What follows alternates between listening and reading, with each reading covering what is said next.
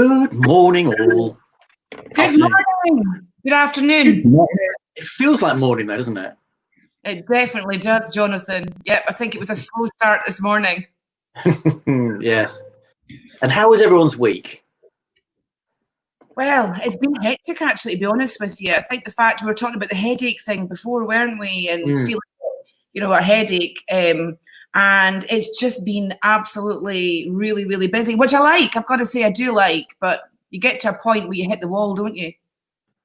I've had bad sleeps all week and really bad headaches.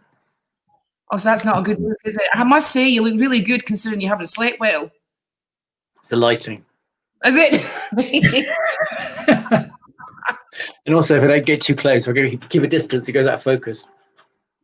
Are you sure it goes out of focus, or everything goes out of focus according to you? Both. Yeah. I was going to say, I think the glasses on. I think we can't tell. Yeah, we're going to keep the glasses on because.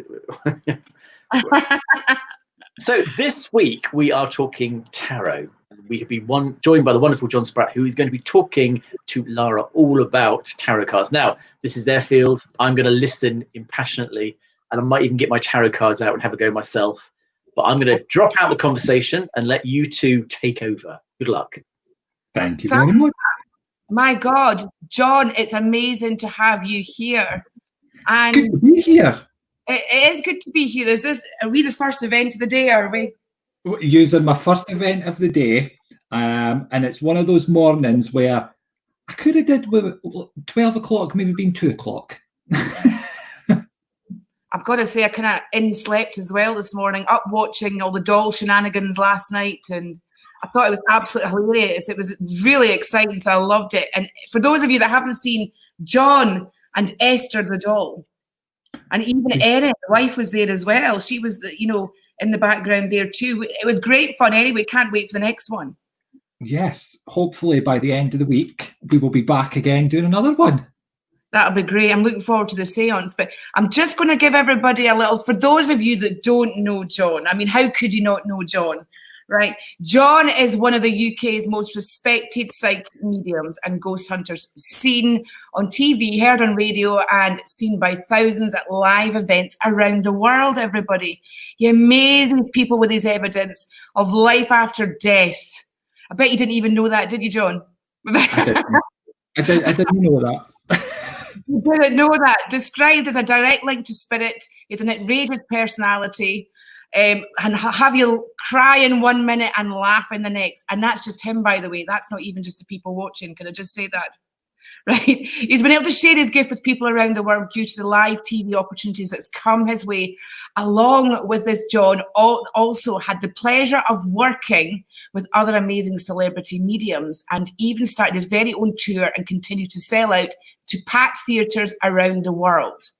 John is also a Reiki master, offering Reiki sessions and courses around the world too. So tell us a bit about who have you been on stage with?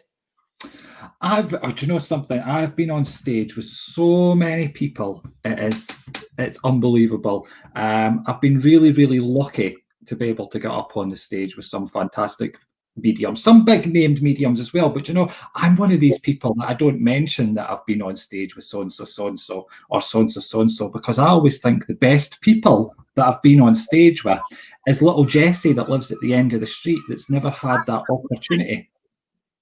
Absolutely. Yeah.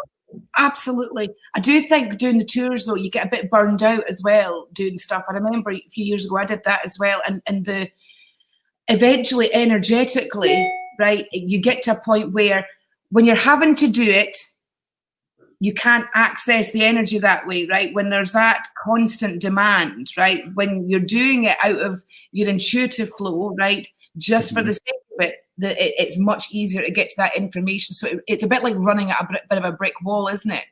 And yeah. You doing the tours. I know you do. And I think you've also got your own agency and stuff as well now, haven't you? Yeah, it's all go. There's other bits and bobs happening in the background. Because we've had lockdown, I've had that chance to sit on my bum and get other things organised and other things sorted. So it's great. I've just been sitting plastering paperwork and getting things up and running.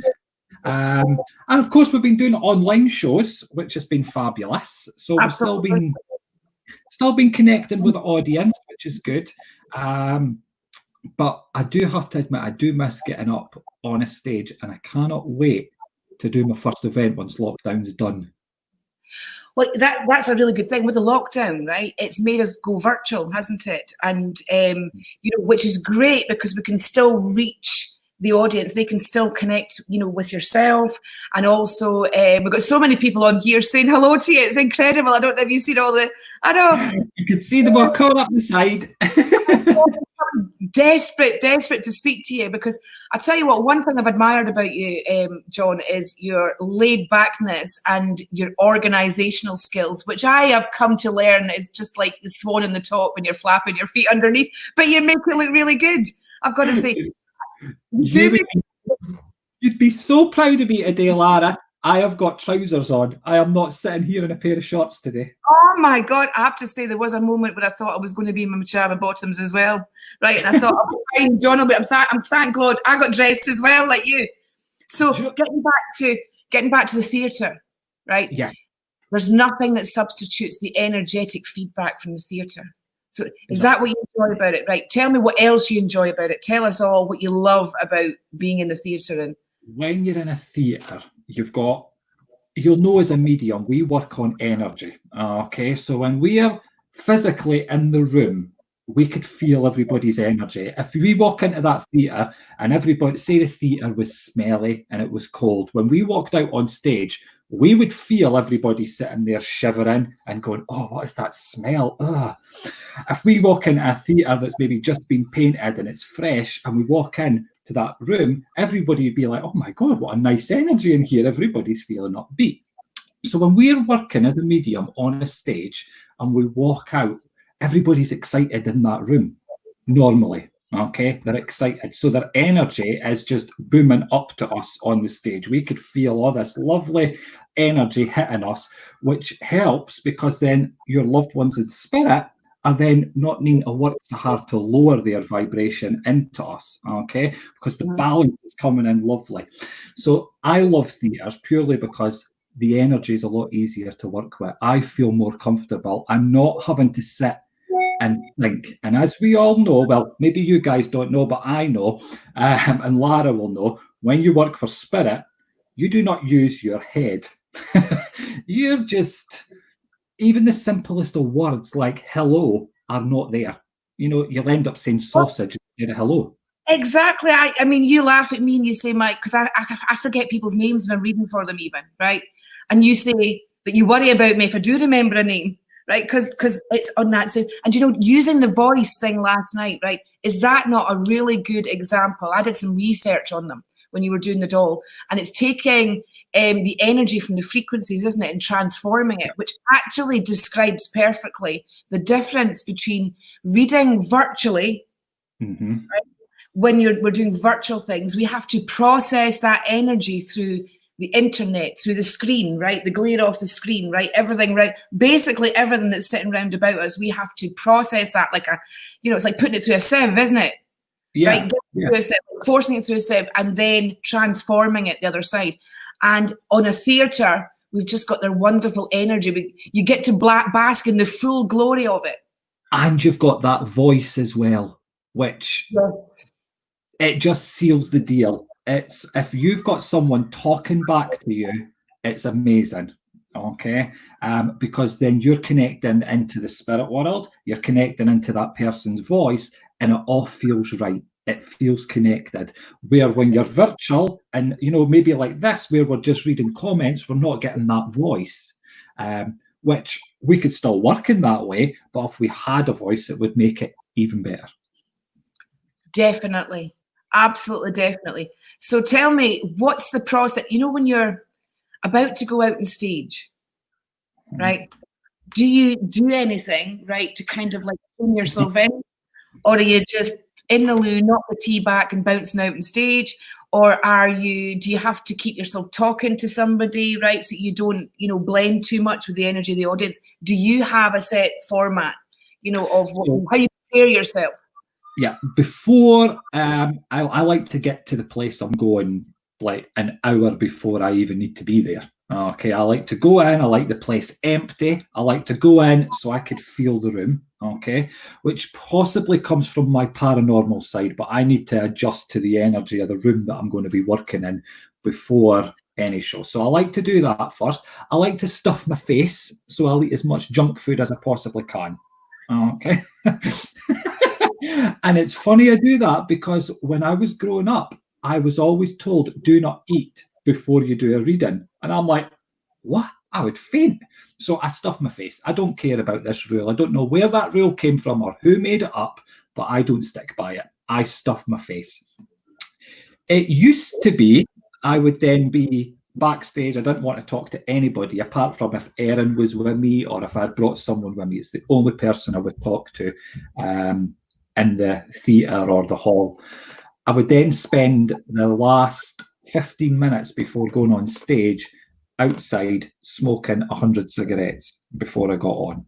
I don't smoke anymore, but I haven't done any live shows since I've stopped smoking. So I don't actually know how it's going to work when I get back to doing a live show, because I always, and even when I went to places, somebody'd say, John, that's 15 minutes, you better go outside now. You know, so people get to know that's what I do. 15 minutes before I went on stage, I chain smoked outside.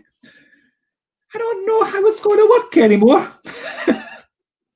No, and I suppose that's a bit of the whites of the eyes, but isn't it? By the time you get there, it's like it literally is, after lockdown, an entirely new concept for you because you're going in it without the energy of smoking. Now, I totally hear that about the not eating because it's to do with the solar plexus and enabling it to work. But here's what I discovered. It doesn't matter if you're eating when the people we're reading for, right, if they're the ones that don't eat, right, their solar plexus is clear, their vibration's higher, right? Therefore, we get a higher, collectively, you get a higher vibration, right, all round when that happens. So there you go. You know, you can maybe say to them, don't eat 4 hours before you come. That way, when you're at the theatre, they'll be stampeding for their ice creams. And it'll be big queues at the break. It'll not just be a glass of wine they want. It's a glass of wine and a bun. Absolutely. That's right. They will be lining them up. I'm telling you exactly. Right, guys. Now, John has been kind enough to do a live virtual reading that we're going to do at 1:45, right, in half an hour's time. So we've got Jonathan behind the scenes. He's like, basically how we're going to work this is the person that does the, you know, like letting their family and friends know, you know, you'll see all of these signs going past. Jonathan is going to direct you on what to do. He's going to count the interaction. He's got lots of messages, lots of comments, right?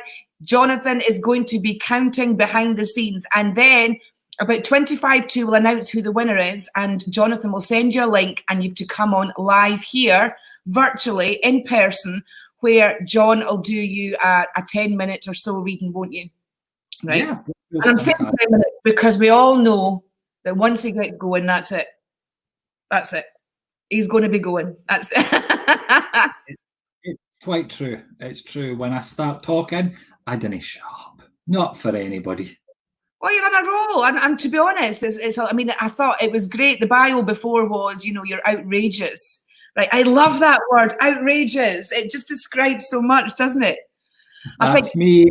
as a hands up to Nori, who put that, I've got to say it was a perfect word to describe you there, and he is outrageous. I think you will totally relate to that. And although we're talking about theatre and stuff and we got carried away, you know, John, we said, look, John, pick a subject. And he says, I want to talk about tarot. So tell us how you got into tarot. How did you? So tarot for me was something I had no interest in whatsoever.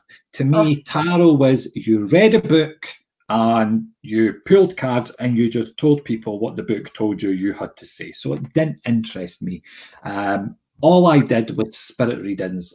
That was it. And then one day I just sort of woke up and I thought, my God, I think I'm going to take a little different take on tarot, because I started looking at cards and I started buying them for no reason. I just liked the pictures that were on the cards. I was drawn to them. And it was actually only about, maybe 7-8 years ago when I actually learned the true meaning to tarot cards, what they actually meant. Because before that, the way I read a card was to just look at the picture, see how it made me feel, see what I was drawn to, what it felt right to me, mashed it all together and gave it to the person. So about 7 years ago, I thought, I'm going to learn the true meaning of tarot. I want to know if what I'm telling people is actually what the meaning of the cards are. Practically, it pretty much was. So I don't know how the pictures must have just been really, really good. But there was quite a few things where I'd be like, no, that doesn't quite tie in with what I would put this card to.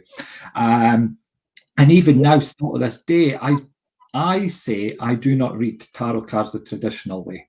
Okay, I read tarot cards the Spratty way, which is a bit of traditional and a bit of sprattiness thrown in, and it works. People love it that way. Okay, I think if you were reading out a book and you learnt it from the book and you were going to so-and-so for a reading, then so-and-so for a reading, and so-and-so for a reading, you'd have the same reading all the time. It would never ever change.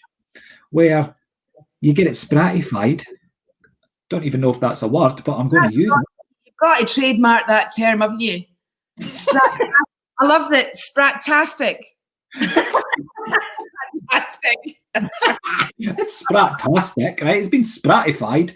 But it's weird. And even I teach tarot now. I teach tarot to people and I make them look, and all of a sudden they're now looking at cards and they're going, John, I've played with tarot for years. I've came on a course with you and now the cards are changing. The pictures are changing on front of them. And I'm like, that's what should be happening. That book that came with your tarot, it's about as much, it's more use in the log fire. Okay, get some heat off it, throw it in there, because you need to read the cards how you feel yourself. It's not what that book's saying. That book is someone else's interpretation of that card. So everybody that's watching, if you've got a tarot book, throw it in the log fire. You don't have a log fire, don't cause fires outside. That's dangerous. But give it to someone that's got one. Okay. Looking at the cards is the best way. And I mean, it didn't come overnight. It took me ages. You know, I sat and I've got hundreds of cards. And even now I could look at one card in the pack and then I could look at the exact same card from a different pack and it could mean something totally different because the picture's shouting out more.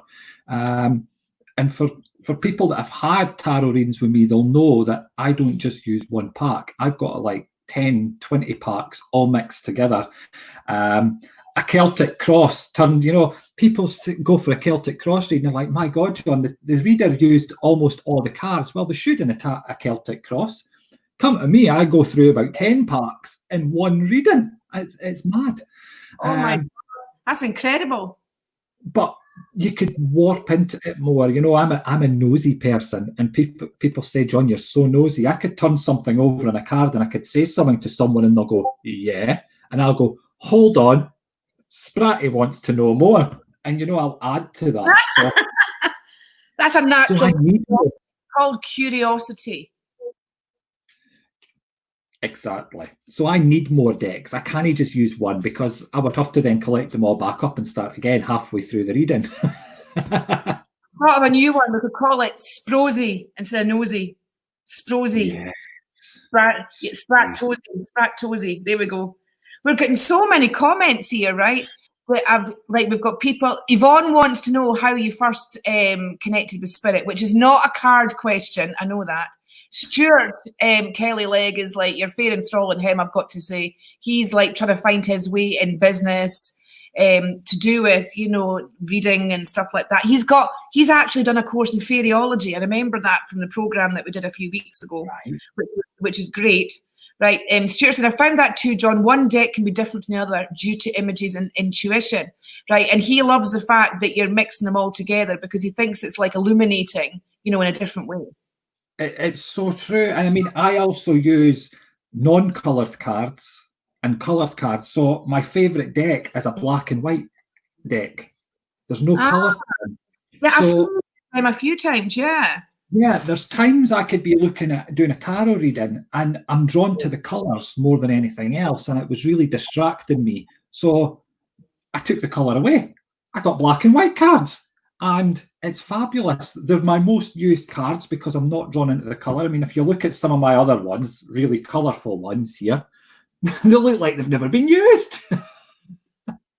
Okay. Oh, yeah, I see what you mean. So you get more from probably the blander looking cards, because the black and white, no colours, there's no inspiration. So your mind's getting inspiration from the lack of colour rather than too much colour. Yeah. There's a tip for you budding tarot readers out there, right? Even though John actually took his time to learn about the tarot, the intuitive part of him realised that it could only go so far with that it needed more. Mm-hmm. Right? And less is more when it comes to reading cards. It's what inspires you, not what takes away from the inspiration. Is that right? Exactly. And I mean, even with the black and white, there's times I could look at these black and white cards and I could see colour in them sometimes. So, that to me is you then using your intuition even more. You're allowing yourself to connect to the card even more. You're letting the card connect with you rather than you connecting with the card, which is the way you should do it. I'm sorry if you hear my kids in the background. We're in lockdown. I think they can. You said that they were a bit wild yesterday as well, so they were. So it's a bit of a couple of days. Wow. They were very wild yesterday. They were on the point of almost lifting the trampoline in the back garden out the big hole that it's in and putting the kids inside it and putting the trampoline back on top. Totally hear you. It's still an option. I'm just saying, but it's still an option.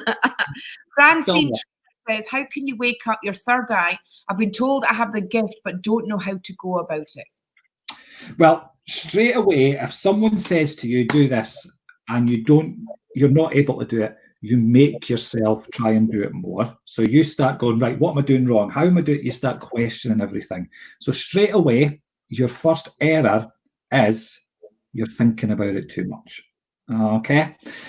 You're needing to rein it all in. Okay. So you've been told you've got a gift. You've been told that you should develop it. You need to start right at the beginning. And I hate saying this because I'm not a meditator. I used to be, but I'm not now. But meditation, okay? You need to learn to clear your mind, empty it of all your everyday thoughts, troubles, and worries, which is impossible. Even me, I can't clear everything out of my head, but I can get it quiet, okay? I can get it so I don't hear what's going on for a bit of time. Until you do that, nothing else will penetrate forward, okay? So I would say meditate. Guided meditations, hundreds of them on YouTube. Okay, Lara does guided meditations on our lives as well. Yeah. Get into that. Meditating is one of those things you won't get it straight away. The amount of people I could do a meditation class with, they'll say, John, I couldn't even get into it, so I'm not coming back to do another one. I'm like, no, you need to keep at it. You're training your mind to switch itself off. Okay, I know someone that it took them months and months before they were able to meditate. I know people that took them 5 minutes of listening to the music and they went into a meditation. So keep with it. Don't give up, but don't overthink it. Overthinking is what stops you from moving forward. And in many ways, isn't it? It's the training the mind, because we all get stuck in the overthinking part in life in general. Right. And so when we eventually arrive at I really need to connect with the inner spirit of myself, I need to connect with the intuition, right? All this overthinking stuff is blocking it. So as a training, you wouldn't go to the gym once and expect to have the big muscles, would you? Exactly. The chance would be a fine thing, because I'm telling you, I'd be right there because I've gained belly. Stuart's on an angelic mediumship course as well. I was reading in the comments. Angelic course as well. So Stuart's fairly clocking it up. Nicola Andrews, any tips, anything from spirit? Would love something. I'm apparently very hard to read. Well, Nicola, this isn't a session where John is reading. This is a session where we're finding out more about John, and he's going to be doing a live reading at 1:45. And that's to do with, the interaction here, the messaging, and, send the messages of tarot, of mediumship in. And please let your family and friends know as well, because we've got Jonathan behind the scenes who will be counting all the interaction, sending a link to the lucky winner, right, who will be coming on the live stream here with us at 1:45. All right, so that's the format for today. And quite frankly, I'm fascinated to hear all about this, John, I've got to say. And I can tell everybody else is there. Honestly, they are buzzing. I just love chatting. Well, it's a good job you do. I think you could be, call it a hunch, but I think you could be in the right profession. I know.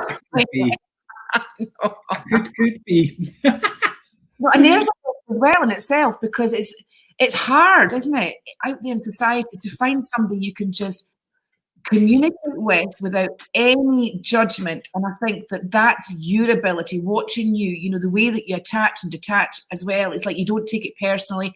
I can really, really see why people love to come to you for a reading, because they know that they can hand their shit to you, right? You can devour it, transform it, communicate it in a way, and then you kind of like don't hold it against them. And that's a rare gift in itself. Do you know, I grew up watching mediums all my day. Okay, I was always going, and I would sit in a room sometimes and I'd think, God, this person is so boring. And what are they even talking about? They were using words that nobody understood. No one knew what the words were.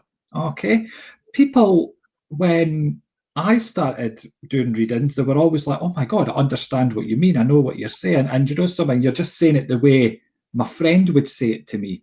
All right. So I'm a believer in just say things as they come. Okay. Treat people the way they want to be treated. Don't try and show off and use a big word, because if I tried to show off and use a big word, I'd probably miss say the word and look like just a fool. Okay. Also that it's kind of different. When you're doing a private reading, it's one-on-one. It's you and the other person. It's nice and relaxed. But when you're doing a show, you've got people around you. You need to remember, when you're doing the reading, you're not just talking to that one person who's getting a message. You need to include that whole room in that one person's personal message. And I try and do it where I do include everybody, and I'm sure anybody that's here that's watched me, in a theatre, even when I do lives, I always make sure I'm including every single person that's in that room, in that person's reading. And the amount of people after a show, I could be standing outside at the foyer or outside having a ciggy when I smoked, that would come out and they'd say, oh, that was a beautiful reading, that whatever one there. I actually felt like I was holding that woman's hand as you were speaking to her, and I'm like, well, that's what I want. I want the whole audience connecting with that message. It makes it easier on me because everybody's listening. They're not all sitting yawning, which then makes the energy in the room go boom on a flat line. They're engaged, they're looking at me, but they're looking at the person, so they're throwing their energy out as well. So anybody mediums out there, anybody at all, don't just direct communication to the one person. You are talking to an entire room. Okay. I always say when you're doing a reading, it's not about the reading. It's proven life after death. So include the whole room in that evidence that you're given. That's very good. It's a very good, I suppose, moral compass to have. Not everybody has that, because we've seen bad ones as well. You've bound to have seen bad ones as well, where ego gets in the way and stuff. But before we get to that bit, because we're going to talk about that just shortly, show us some of what you got, John. Show us some of your cards, right, and describe what they mean to you. All right. Okay. So that people on here can get an idea of what they're seeing and what you actually translate it as. I think that would be really good for. Okay, so you want me to show a couple of my packs, and I'll pick a card out of each one and translate it over to you. Yeah, that would be amazing. Right, so we'll start then with my nice old faithful cards, my beautiful black and white ones. Okay, so for anybody that doesn't know, tarot's made up of 78 cards. They're split then into two sections. You've got your major arcana, which is the first 22 cards, and then you've got your 56 cards, which is your suits, which are then split up into 4 sections, which is your pentacles, your wands, your cups, and your swords, which also all then represent, it gets even worse, because you've got your pentacles, your wands, your cups, and your swords, okay, which then split off into your your suit cards, and your people cards. So then you've got a knight, a king, a queen, and a page in every single section. So it does split itself down. It could get a bit complicated.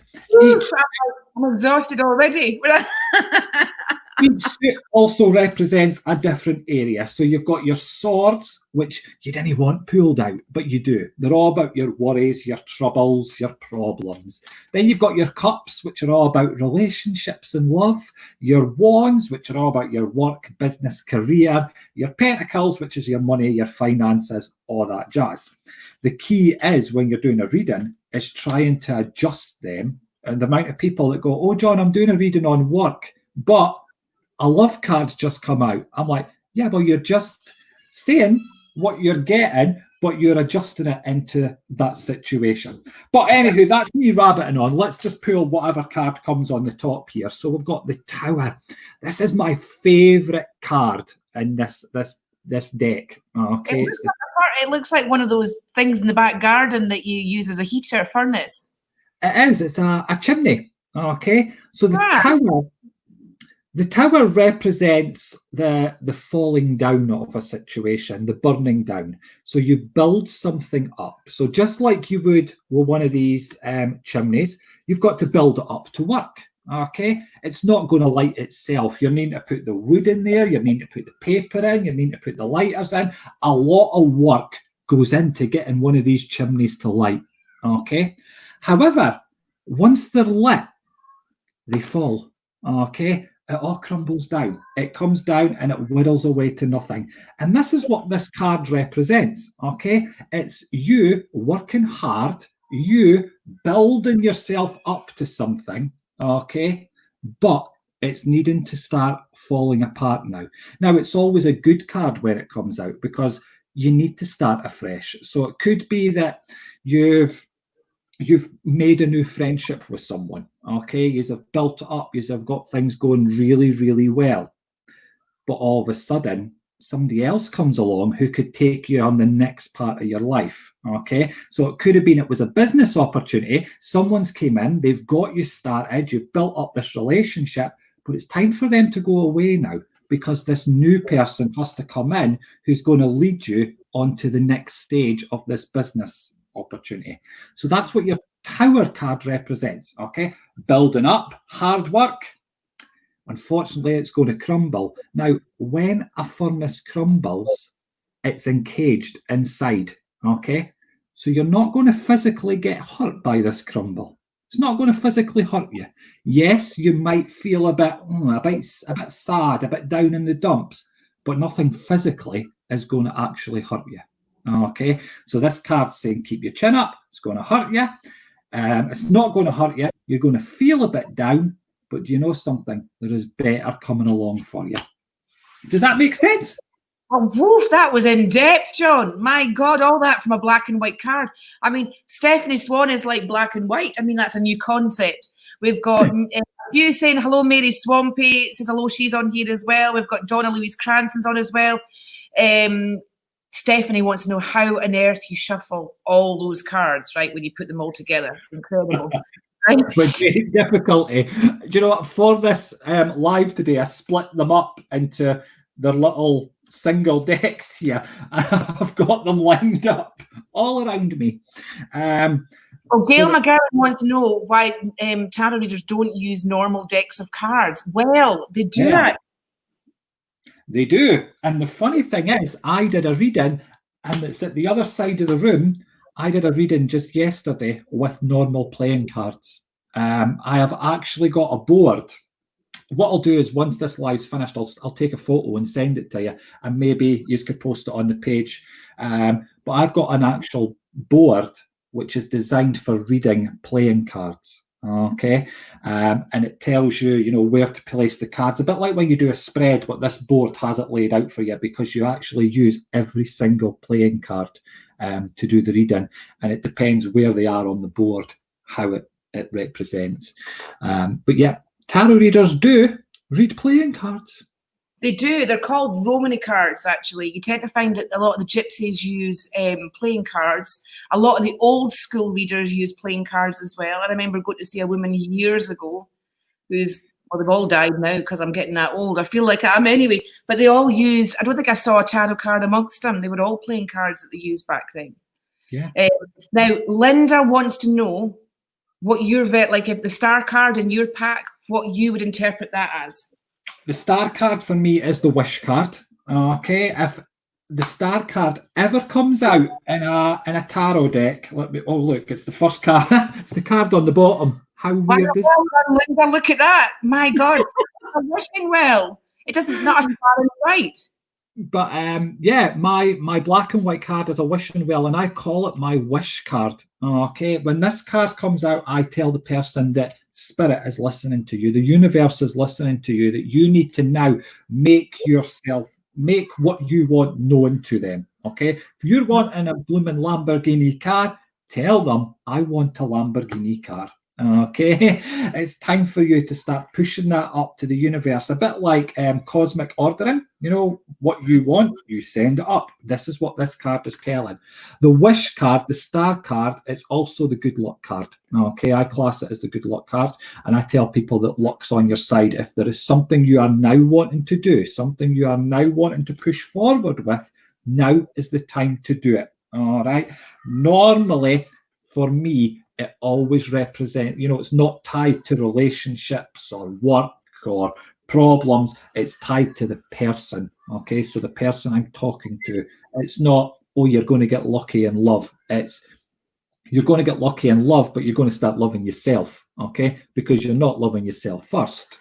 All right, you can't get love until you love yourself. Okay, but it always, if that makes sense, it relates to the person, not something coming to them. That, yeah. Okay, that's fabulous. I love the wishing well in there. Mm. I do love that. Not a star in sight, and I love the whole idea of the wish. Is it Lynn Pellerin or Lynn? Linny? I'm not sure how your name's pronounced, Lynn. I think it might be Lynn. Is it also good to pull a card each day for yourself? And apologies if I've mispronounced your name. I know when I'm teaching tarot, I tell my students, pull a card every single day for yourself. Okay. The only thing when you're pulling a card for yourself, if you're asking a question, okay, so say you're saying, will I meet Dennis when I'm walking to the shops today? And you pull a card, okay, straight away, you're wanting to meet Dennis today. So your brain is only going to draw you to those things on that card. So if you are going to pull a card for yourself, do not have a question in mind. Just pull the card. See what the card's drawn to you and go with it that way. So many people make the mistake of saying, oh, I'm going to go and pull myself a card. All right. Should I go to the swimming today? Well, this blooming card's telling me, yes, I should go to the swimming today because I'm going to meet Dennis. All right, because there he is, and there's me and Dennis. That's Dennis? Oh my God, I'm worried. Dennis now. I'm making myself a woman. Look at me, wee Sheena sitting there. But actually, if I was to just pull this card out and look at this card's telling me I'm going to have a good day. Okay, I'm going to make communication with people better today. All right. Today, I am going to be smiling, and it's not because I'm going to the swimming. It's because people around me are going to make me feel like I'm wanted today. All right. Am I going to the swimming? Yeah, because Dennis is going to be there. So do not have a question in mind. Wow. Right. I'm loving that. I'm loving the fact of if you've got, because you're consciously, logically looking, aren't you, at that? Yeah. You know, should we answer questions? Listen, I brought my children up, but I have a bowl of fairy cards, right, and angel cards, you know, little tiny ones in the bowl in the kitchen, and I would encourage them just to pick one every day, and then I would say something positive to them every day, right? You know, with yeah, have you got that as well? We've got positive cards. My 6-year-old's also got a pack of tarot cards, and he's also learnt his alphabet off a Ouija board. Really? Yeah. And learn his alphabet off a Ouija board. Wow. Okay. I don't think any. Mind you, we didn't have the Ouija board in the house. I've got to say, I was still at the cutting the letter stage up, round about the table and stuff like that. But of course, you went 15 times more than me, didn't you? And you actually designed and did. That's maybe a show for another time. We could talk about Ouija. That's a whole new show. I know. Tell me, John, how did you count those tarot cards? How many sets was it? 120. You've got. I've got 100 and. Now, Erin counted them for me. Did she say 100? I think it was 136. 136. Yeah, I'm sure I wrote it down, but I don't know where I've wrote it down, because if you could see my desk at the moment. The first thing that came into my head before I said 120 was 140. So I was actually probably closer with that one. See, it goes to show you your first instinct's usually more or less spot on. Spot on, yeah. I mean, they're not all tarot, because I have got some oracle cards in there. I do like my oracle cards. So there is quite a lot. But Gail McGowan she's well impressed. 136. Oh my God. Right. And yeah. And still, we still got to talk about the ego thing, haven't we? With the people with the egos and stuff like that, and the difference it makes when you don't move logic out the way, because we were going to do that. But guys, this is the last. We've got 4 minutes to go, right? For you to comment, for you to let your friends and family know. I'm not going to say the S word. Because Jonathan is furiously behind the scenes counting. We've had lots of you let everybody know this morning. So you're a very popular man, John. Yeah, well, do you know something? I think the reason I'm quite popular, I don't say I'm popular, I say I'm just a normal person, because everybody's got this perception when they hear, oh, you're a medium. Oh, and then they start being all polite around you, and you think, my God, what are you doing, love? I could swear better than you, So people seem to think that a medium or a psychic or anybody are meant to be this prim proper, sitting in a smoky room with a red light at the side of them, dressed up in a gypsy balaclava and a pointy hat. Where actually, something I argue with my wife quite a lot. I don't tell my kids. I want to beat my kids up sometimes. I look at them and think, oh my God, you're driving me nuts. I just want to lock you in a cupboard. I fall out with people. I'm a normal person. I sometimes wake up and think I can't be bothered doing any work today. I think I'll phone in sick, and I make and message all my clients and reschedule them for another day. We're 100% normal. We've got everyday lives. And I think people come to me and they watch me because I am just me. I'm like... refreshing. Yeah, if the doorbell goes mid-reading, I'm going to go and answer it, because it could be something like really nice that the postman's delivering. It could be chocolates. And I'm not going to say, I'm not answering that because it's just the postman. No, I'm going to go and answer that door. And then I'm going to come in, I'm going to show you all what I got. And I'm going to show you how disappointed I am because it's no chocolate. I know. It's a robotic Hoover instead. Chocolate said to you by somebody, wouldn't you? You did. Have you eaten them all? Have you? I have. I'm maybe going to have to ask this lovely lady who sent me all these chocolates if she wants another reading, just so she could send me more, because they were absolutely delicious. And even Erin enjoyed them, and she's not a chocolate fan. And she's sitting looking at me last night saying, we'd really need to get more of those chocolates, John. So I might just share the picture again on my Facebook page, and somebody might feel sorry for me and send me some. Wow. I mean, yeah, she's not been too great, I've got to say, Harpreet, but she was, she was delighted that you got those, and she was delighted that you were, you loved them. So, and it is nice, isn't it, when you get chocolates and stuff sent through the post and what have you? It's appreciated, and people do appreciate you, John. All right, they do appreciate you. I just would have loved to have seen your face, right, when it wasn't a wish delivery, and it was. I thought we've got everybody about. Listen, guys. He orders that much on Wish. They sent him a complimentary pair of pink armbands that he never ordered. Folks, if you've never used Wish, don't blink and use it. All right, that's all I'm going to say. Is, to be fair, I mean, I have to admit they are the worst company in the world. All right. Yeah.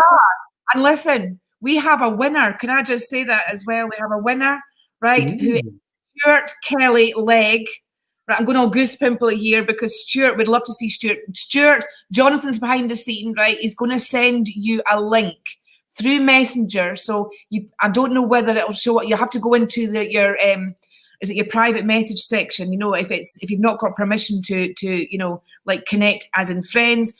Jonathan's going to send you a StreamYard link. You could click on that and come into the conversation. He's got 109 sets of cards. He's not far away. Oh no, I'm not. He's not getting a reading. He can give me a reading. All right, yeah, he's accepted. Fabulous. Fab. 109. Oh, I'm not putting up with this. I'm sure I saw 109. I'm going to go further back. Let's have a look. I'm sure he said. Stuart said he loves the realness. Some psychics are just for the show and not the actual real work. There is a responsibility that comes with all that. You see, that's what you've got. The ego thing, right? As I am, right? And they mean I am, right? They don't mean I am as in universal I am and everything's connected I am, right? I'm still looking back here. I'm sure when he comes on, he'll tell you, but 109, I've just found it. And about 5 waiting on coming in soon. So he's going to have 114. John, you're going to need to get your finger out and get some more. This won't do. If you can do his reading for me, Lara, because I'm heading over to Amazon. Right, okay. Shit, I better get the cards, right? No.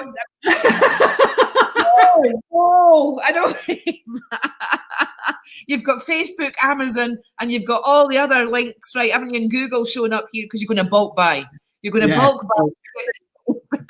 buy through my own bulk buying people that do my online shop. Yes, good thinking, Lara. Why am I going and paying all the extra money for them? That's right. I know.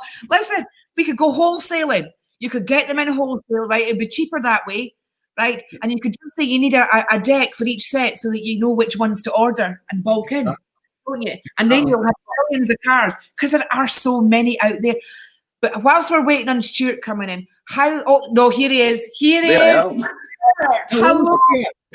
Hello. How are you? Oh, this is so weird. Are you Scottish? I am Scottish. I come from West Lothian. Oh. I know. A trio of Scots, eh?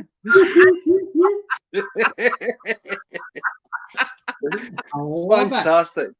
That's amazing, isn't it? What were the chances of that, John? Yeah, you couldn't pick that out of the hat, could you? I could remember. Sorry? I remember going to do a show once, and it was in Southend-on-Sea. Is that how? Yeah, Southend-on-Sea, down the very bottom in the corner somewhere. And in this whole theatre full of 300 and odd people, the first person I went to do a reading for was Scottish, the only Scottish person in the room, and lived in the next town from me. That's what you call vibing them in. I mean, that is impressive. All right. Weird.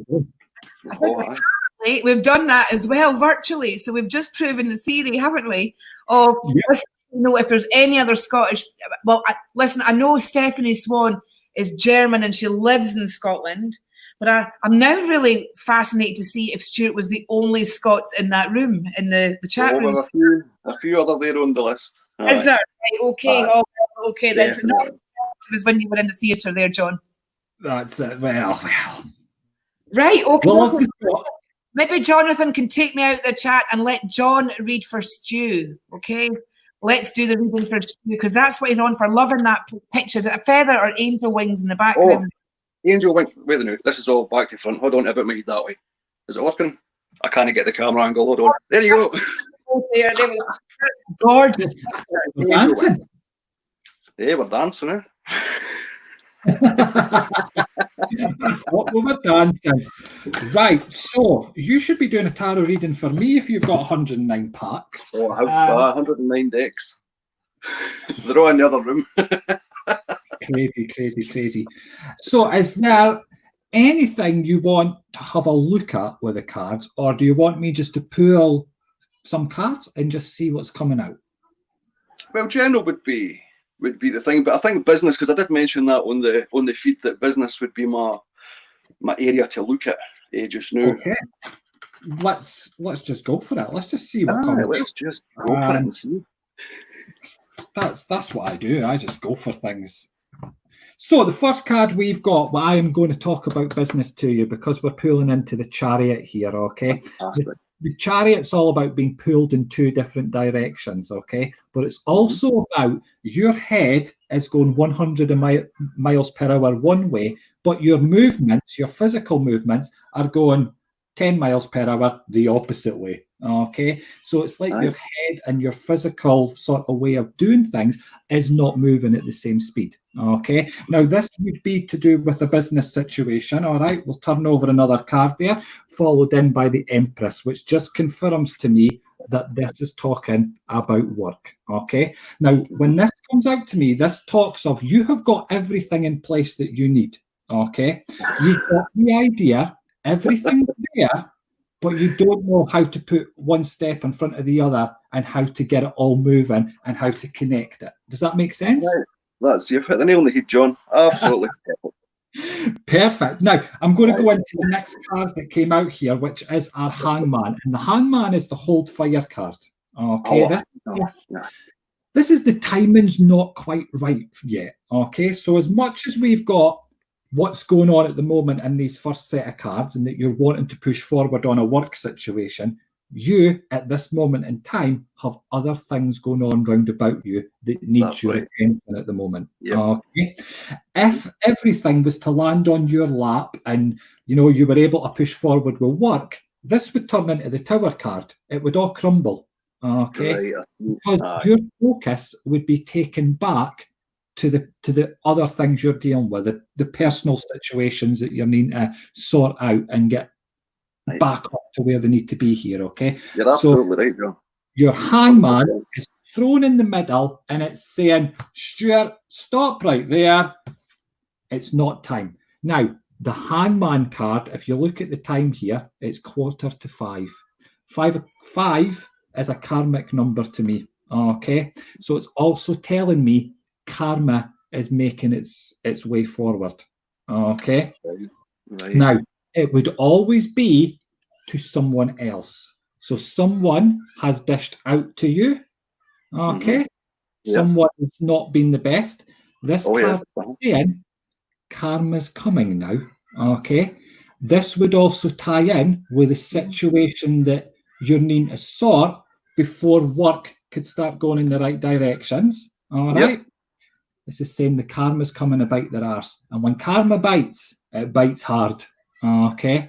So it's not that you have to do anything. You've done all you can. You need to just wait, like the Hangman says, and let karma bite their butt at the minute. Okay?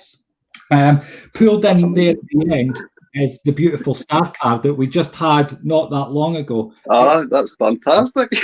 All right. So you know what you want. You're wanting it. Oh, I do. There, it's not that you need to go and buy things or you need to get a business plan. It's all done.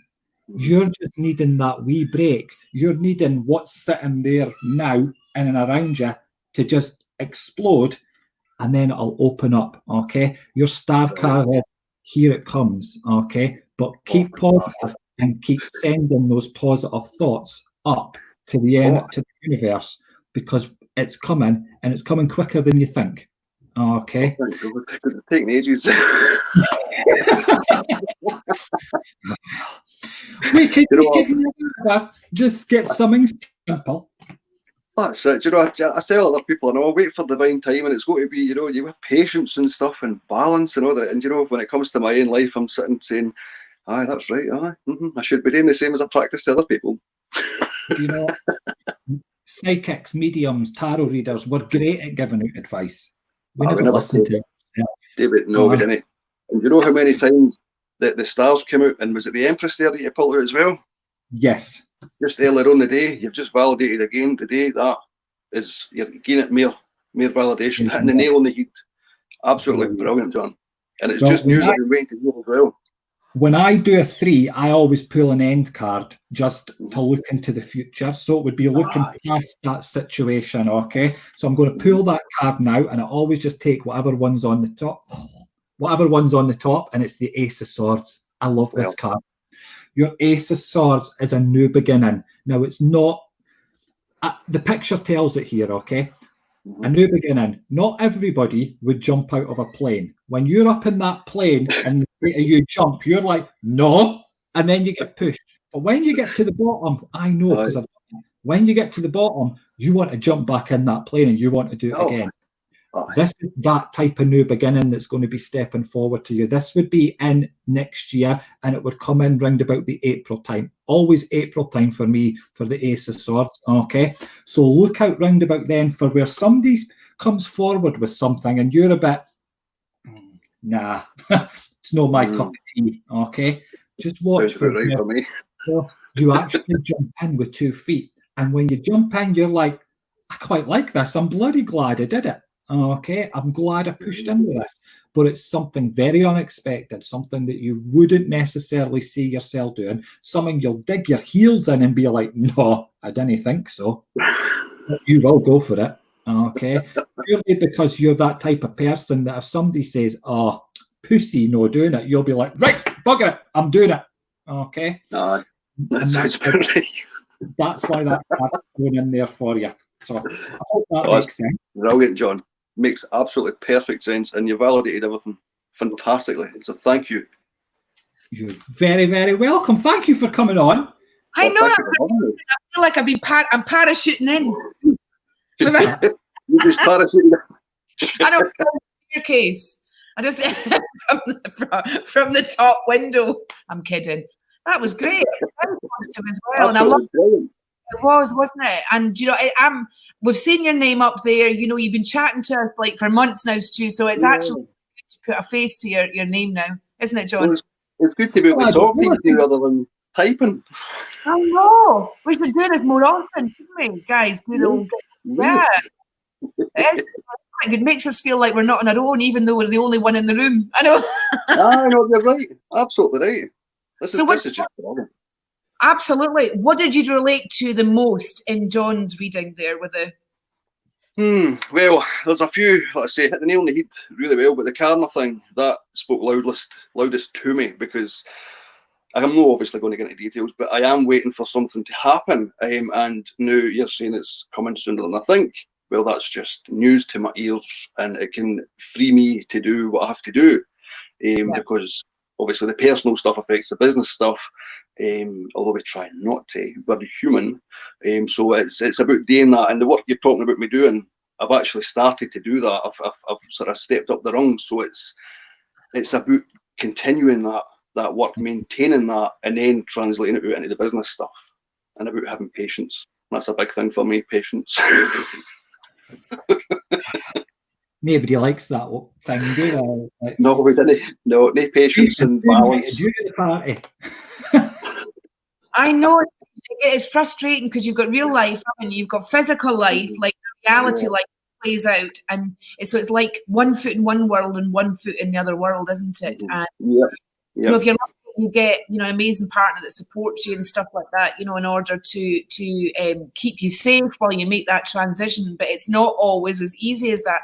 Nobody thinks you get the cards out, you've got the answers to everything, but you still have to walk on like a human existence. Yeah. Exactly what you're saying. Absolutely.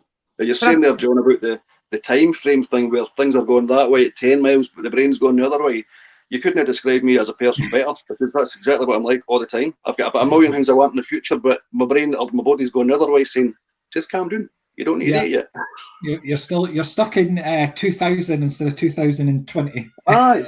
And that's really interesting that you say that. Your brain's in like 2040, It's aye. Well, that's always been the case. Always. But I think now when it comes to, and you said the number 5 as well, I'm seeing 5 quite a lot of time, and to me, you're saying what it meant to you, but 5 to me means changes, and they've been getting quite frequent. So it's about time to accept that and do what I've got to do. And you're just, as I say, nailing the heat. Absolutely brilliant.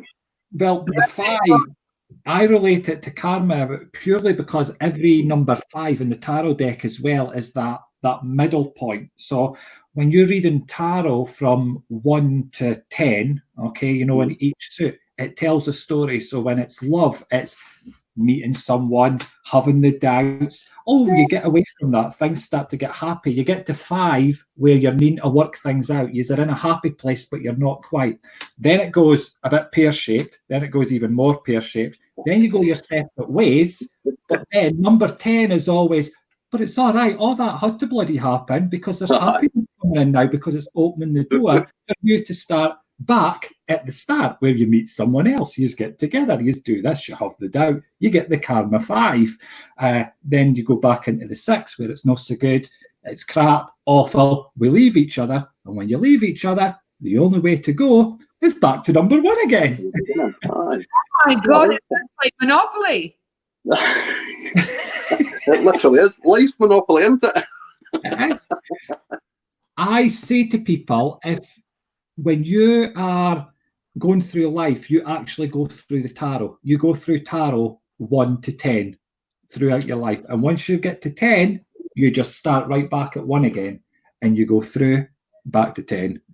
And wow. When you tell people, and I tell them the story of each suit, like, you know, if you were talking of work, you get the opportunity, you meet someone.